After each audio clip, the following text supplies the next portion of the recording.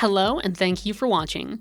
My name is Heather Alexandra and today we're going to talk about the best demo ever. Holy crap, this thing is amazing. This is the demo for Nier Automata. I just had to make a video so that we could dissect it because Nier Automata's demo is like this amazing masterclass of intelligent scenario design.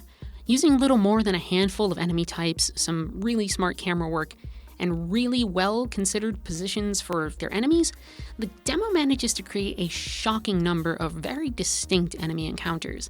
The game remixes and rearranges itself constantly, and this allows the challenge to scale much more naturally than most games. It's actually really impressive. Nier Automata shifts and transforms, but it always retains something familiar for the player to latch onto, something to sort of give them the confidence they need to succeed from encounter to encounter.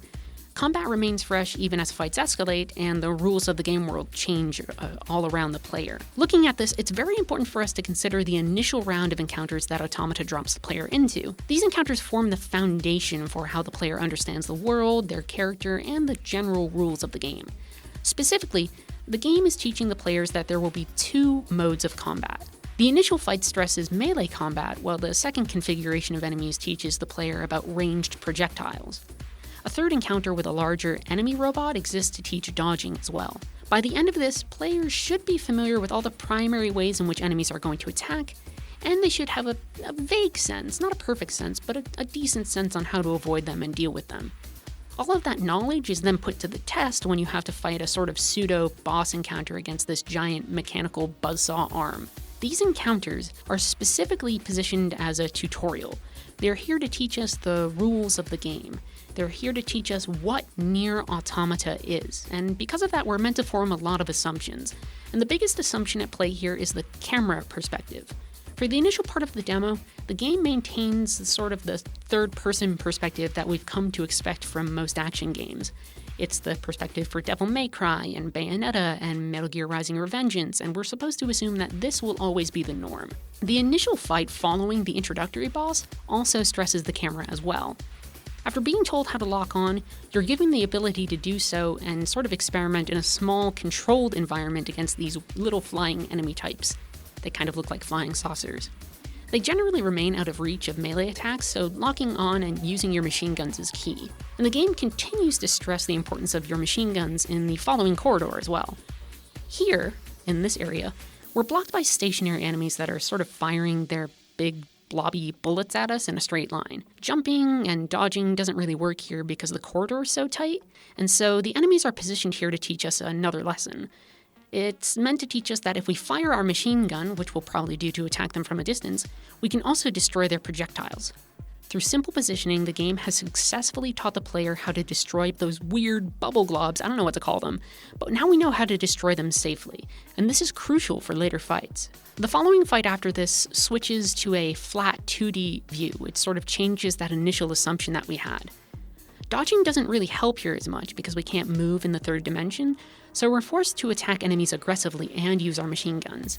However, this new perspective opens up a lot of possibilities for our skill set. In this case, intrepid players and players who kind of like to experiment might find out that they can actually fire their gun in any direction. The enemies exist largely in a formation and configuration that means that you can attack them from multiple directions at the same time.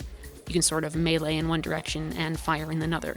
It's a nice chance to experiment with what the game gives you. At first, the following encounter sort of seems like a repeat of the tutorial fights. It repeats a lot of the same design, but it's mostly here to allow players to perform a more confident and capable version of the combat that they've already experienced. And so all it really does is that it adds more enemies to escalate the challenge. For instance, this half circle of projectile spitting enemies, it now becomes a full circle. These small changes test the player on what they've learned.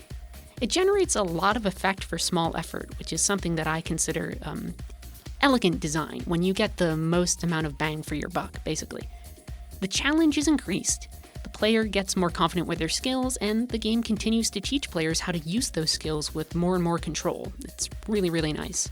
The largest change comes slightly later on when the game assumes a top-down perspective. The game really fundamentally changes its form here. While melee attacks are still possible, the view makes them kind of impractical. It's hard to know what you're doing, but it is really easy to situate yourself in between enemies and fire your machine gun. And because of this, the game sort of transforms into a stick shooter, which is really, really cool. When I first played this, it kind of blew my mind.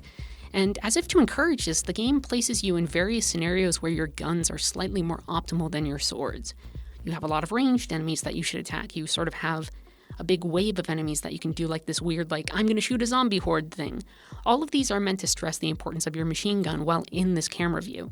Remixing initial gameplay scenarios also occurs when the game tosses shielded enemies at you. There's an initial fight where you have one larger robot, and then they repeat it again, but now there's two with shields. It sort of disables and alters the mechanics that were effective before and ensures that the player can't fall back to a single optimal strategy. You have to remix and reshuffle the things that you've learned from previous fights.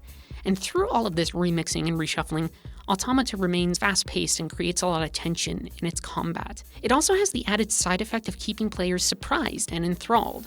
This is no more clear than when, in the final boss fight, all of a sudden the game changes into an arcade shooter. It becomes Afterburner or Space Harrier, repurposed for a modern title. The game only has this last for around 10 seconds or so, but this initial phase, this shift in gameplay, adds a lot of energy to the fight that was already really high energy to begin with. These moments, from simple changes to enemy placements or shifts in player perspective, means that Automata gets an extreme amount of use from only a few enemies and core mechanics. A shield here, an additional enemy here, or a tilting of the camera can drastically change how the player behaves. Automata's changes are intelligent and exciting. It makes an incredibly bold impression. I cannot wait to play this game. But most importantly, it does all of this without doing anything too fancy or too difficult.